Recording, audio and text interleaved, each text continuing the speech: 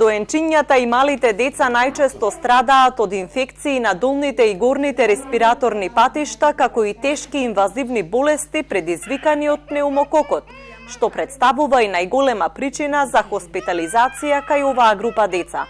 Доктор Катерина Ставрик смета дека новите вакцини ќе значат поголема заштита на децата и избегнување сериозни компликации на здравјето.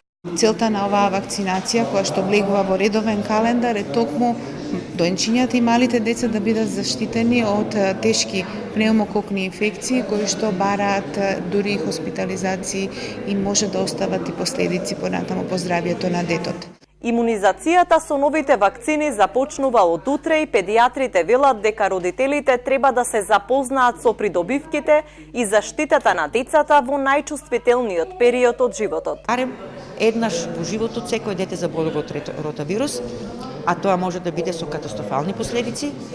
И другата е пнеумококната вакцина или Превенаро 13, со која што пак ќе ги спречиме стрептококните болести, и тоа најтешките типови на болести, тоа е сепсата. 90.000 вакцини од двата типа ќе бидат поделени низ здравствените установи за имунизација.